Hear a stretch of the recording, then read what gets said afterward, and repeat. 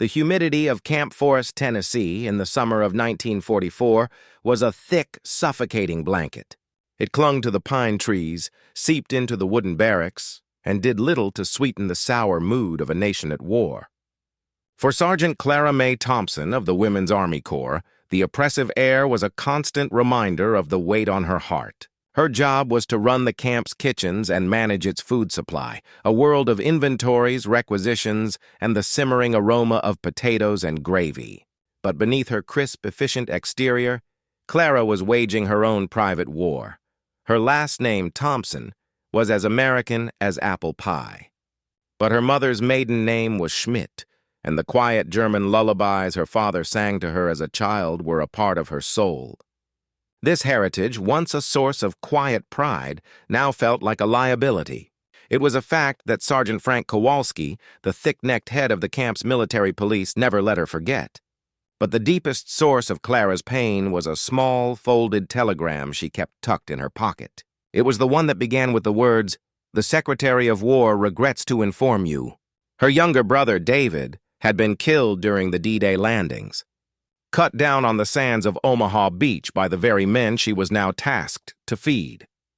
Camp Forest was a city unto itself, a sprawling military base that now housed one of the largest contingents of German prisoners of war on American soil. The first arrivals were a shock to the nearby town of Tullahoma. They were not the monsters from the propaganda posters.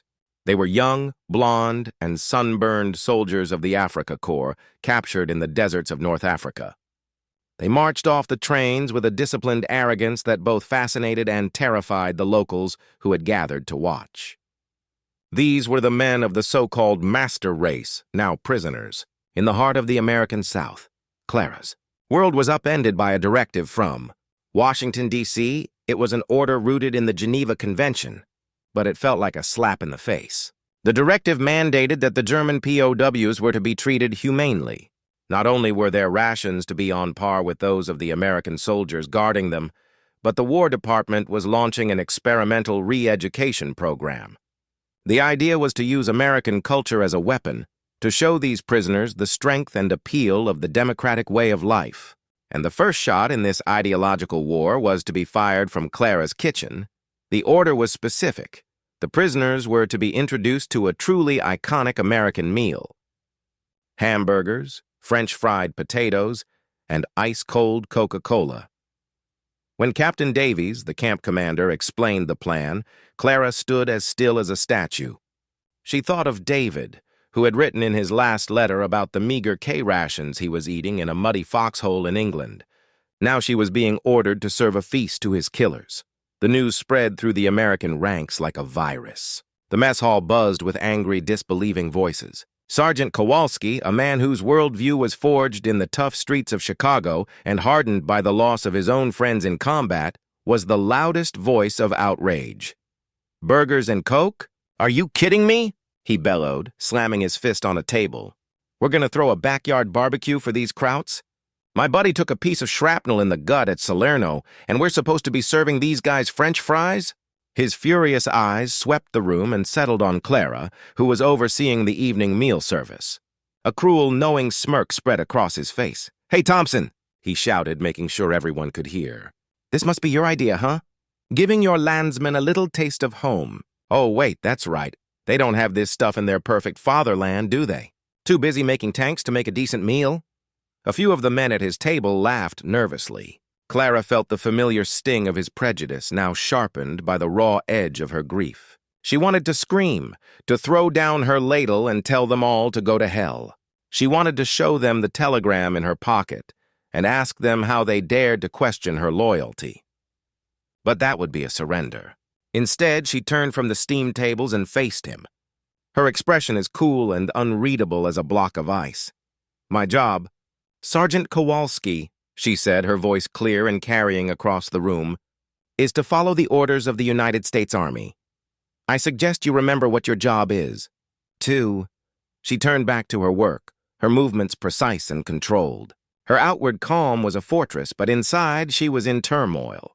The next few days were an agony. she had to place the requisitions: hundreds of pounds of ground beef, crates of potatoes, and cases upon cases of the distinctively shaped green bottles of Coca-Cola. Each signature on the supply forms felt like a betrayal. She was a soldier sworn to do her duty, but she was also a sister drowning in a sea of loss. On the appointed day, the German prisoners were marched into a section of the mess hall that had been specially prepared for them. They sat down at the long wooden tables with a wary suspicion, their eyes darting around the room. They had been told for years that America was a nation on the brink of starvation, its people decadent and weak. This clean, orderly mess hall already contradicted that narrative. Then the food came. American GIs, under Clara's supervision, carried out trays piled high with hamburgers on soft white buns, mountains of golden French fries and bottles of Coca-Cola, beads of condensation trickling down their sides. Clara stood by the kitchen doors, her arms crossed, her face a stony mask. She watched as the prisoners stared at the meal in front of them. It was a plate of food so alien, so unlike anything they had ever seen, that for a long moment, no one moved. They poked at the hamburgers with their forks. They sniffed at the Coca-Cola bottles. Finally, a young corporal, no older than her brother David had been, picked up a hamburger. He examined it from all angles, then hesitantly took a bite. His eyes widened. A slow look of utter, profound shock spread across his face. He took another, bigger bite, chewing slowly as if trying to decipher a complex code. He looked at his comrades, a silent message passing between them. Soon the entire room was eating. The initial silence was replaced by a low murmur of German, punctuated by expressions of disbelief. They were shocked by the sheer abundance, the richness of the meat, the strange, sweet, bubbly taste of the Coke. It was more than just a meal. It was a cultural bomb that had just detonated in the middle of their tightly controlled world. Clara watched it all, her heart a tangled mess of conflicting emotions. She saw the simple human pleasure on their faces, and it infuriated her. But she also saw the cracks beginning to form in their arrogant facade. They were not supermen. They were just hungry boys, and they had just been disarmed by a hamburger. As she stood there, a tall, older prisoner with weary, intelligent eyes looked up and caught her gaze. He held up his half-empty Coke bottle with a questioning look, as if to ask, "What is this magic?" Clara didn't smile. She just gave a short, almost imperceptible nod.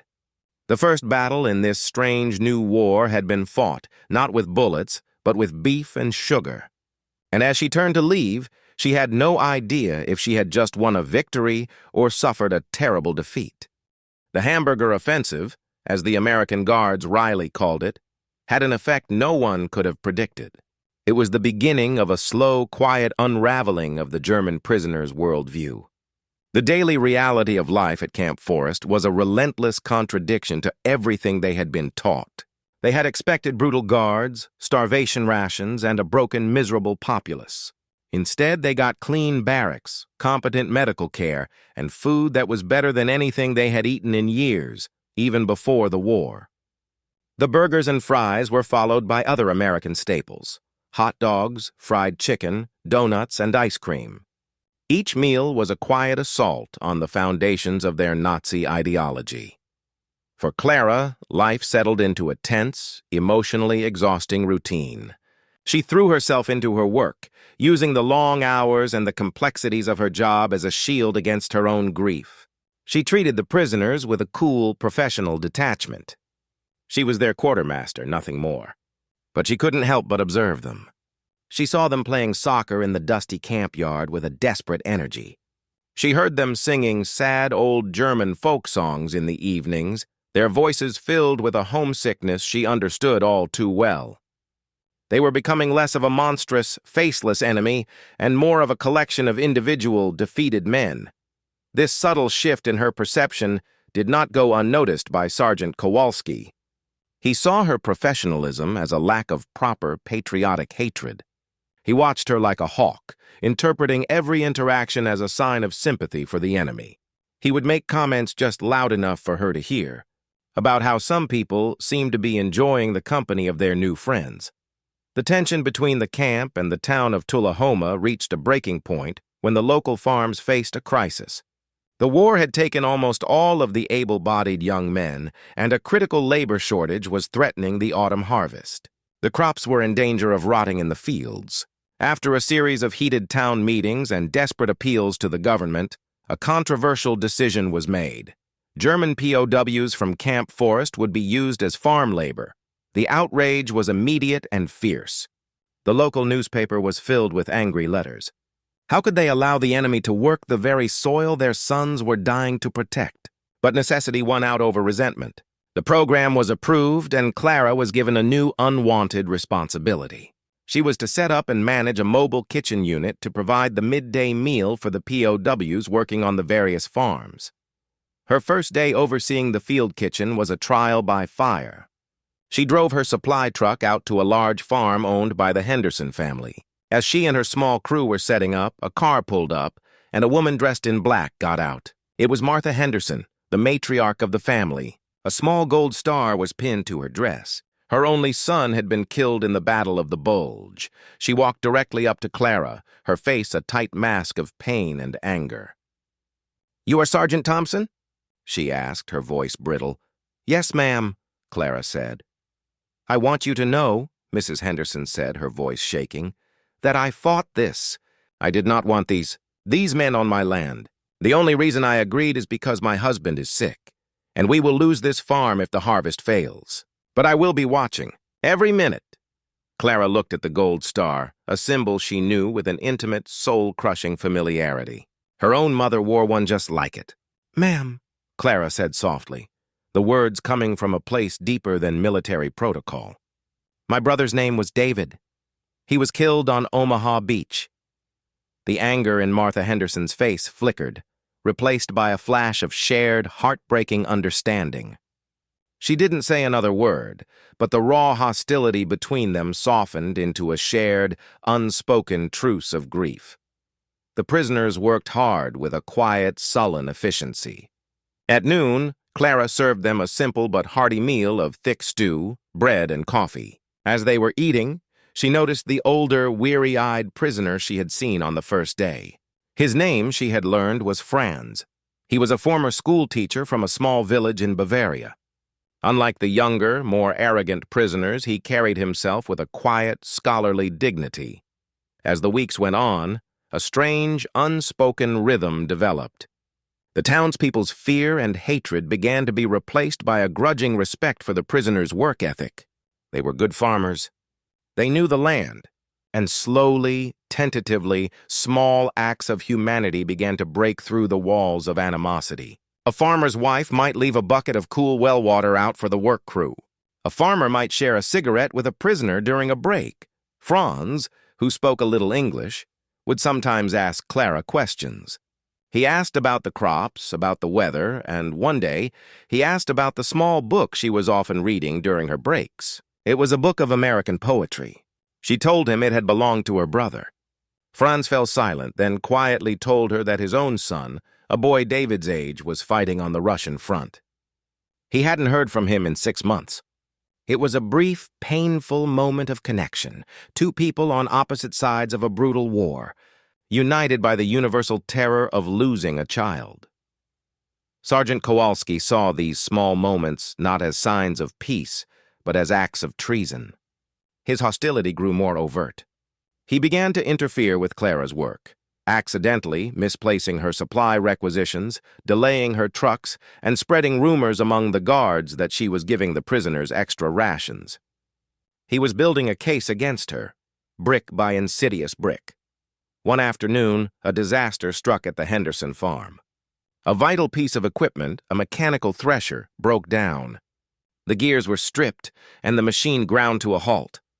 Mr. Henderson, weakened by illness, was in despair. The part to fix it would take a week to arrive, and a big storm was forecast to roll in within 2 days. The harvest would be ruined. As the American farmers stood around, helpless, Franz stepped forward. He had been a teacher, but his father had been a watchmaker, and he had a natural, intuitive understanding of mechanics. He spent an hour carefully examining the broken machine. Then, using a few simple tools from the farm's workshop, he meticulously filed down a spare piece of hardened steel, crafting a makeshift replacement gear. It was an act of incredible ingenuity and patience. He fitted the piece into place, and with a cough and a sputter, the thresher roared back to life. Old man Henderson, his eyes filled with tears, walked over to Franz and, without a word, shook his hand. Martha Henderson, who had been watching from her porch, came out with a tray. On it were tall glasses of freshly squeezed lemonade and a plate of warm, homemade apple pie for the entire work crew, German and American alike. Clara watched this scene, her heart aching.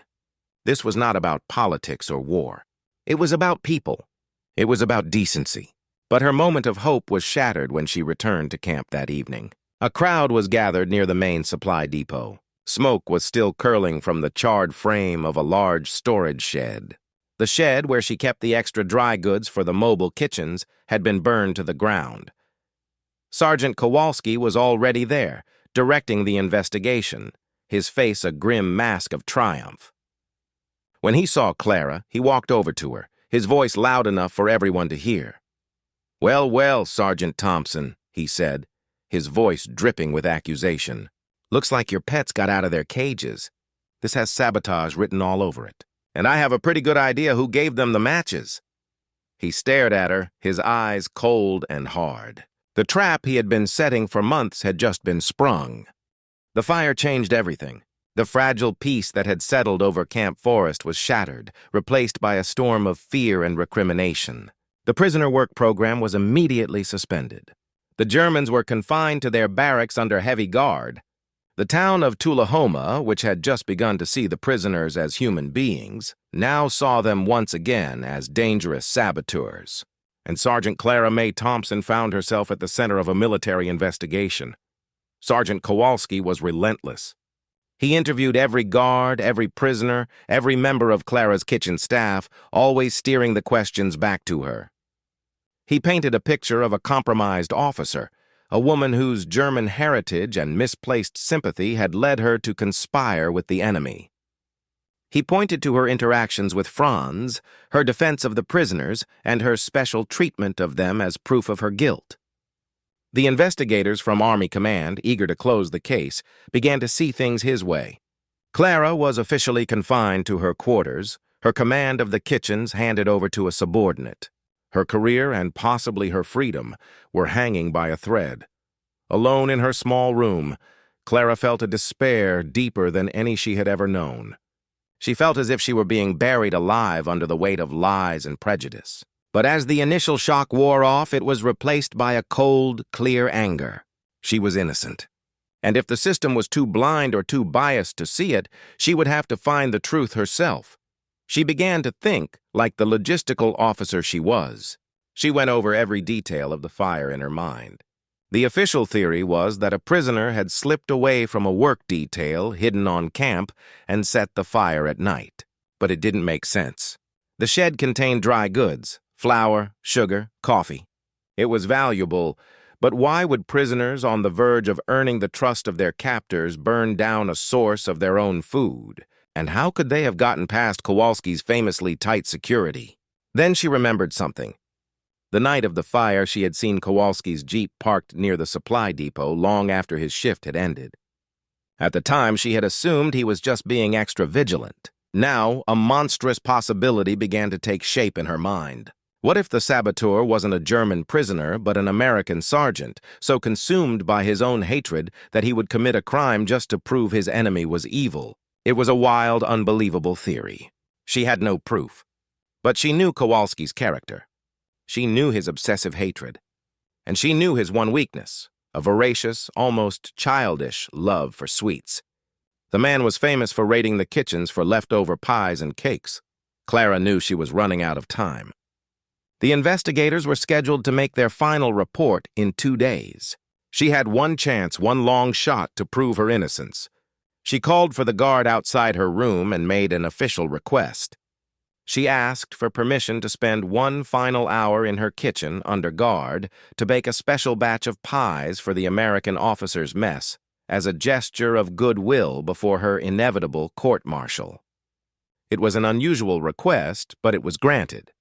That night, under the watchful eye of a young, bored guard, Clara went to work. She baked 6 of her famous deep-dish apple pies, the aroma filling the kitchen with a comforting, nostalgic scent. But one of those pies was different. Into the sugary filling of that single pie, she mixed a small, carefully measured amount of a harmless but powerful food-grade dye. It was a new product she had requisitioned weeks ago, a vibrant blue dye intended for decorating cakes. It was odorless and tasteless, but it left a telltale, brilliant blue stain on anything it touched: fingers, mouths, and clothing. She placed the 6 pies in the locked pantry, a room only she and one other person had a key to, Sergeant Kowalski, who, as head of the MPs, had master keys to every lock on the base. Then she went back to her quarters and waited. The next morning, the final investigative hearing was held in the camp commander's office.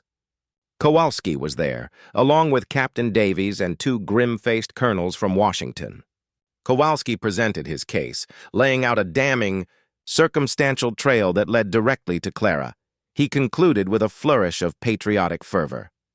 "This is what happens when we forget who the enemy is," he said, looking at Clara with contempt. "This is what happens when we let our sentiments cloud our duty. Sergeant Thompson is at best a dupe, at worst a traitor."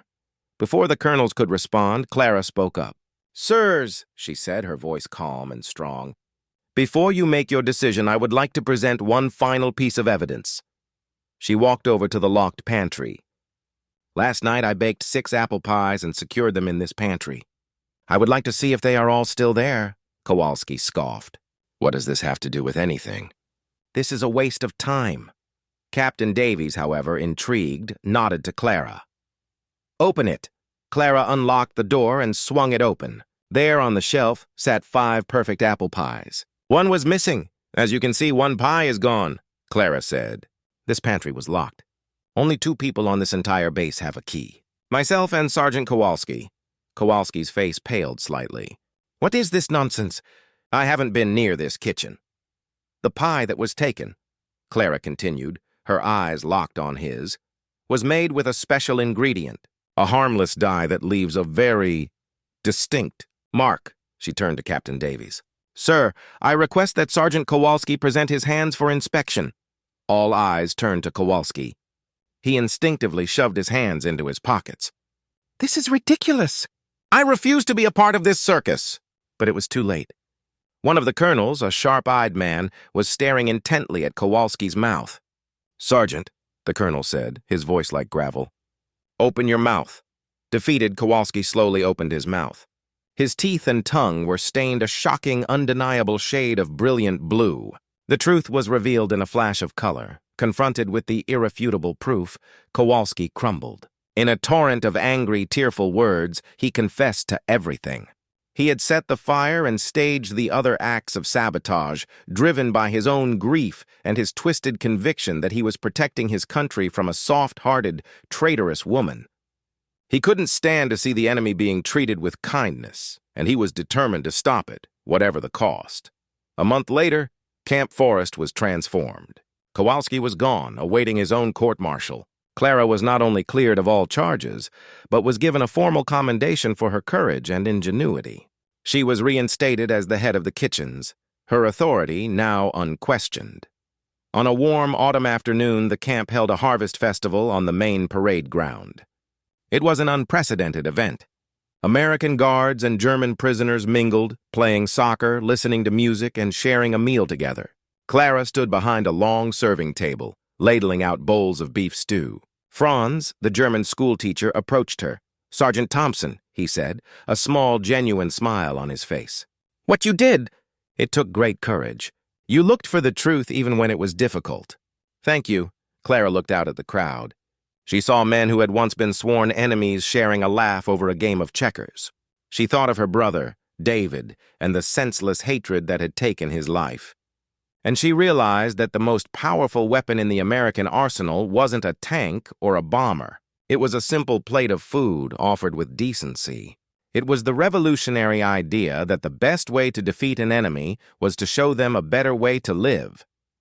The shocking taste of a burger and a Coke had started it all. It had planted a seed of doubt that had grown into a tree of understanding. And for Clara, it had led her on a painful journey from a dark place of grief to a place of peace, proving that the sweetest taste of all was the taste of justice.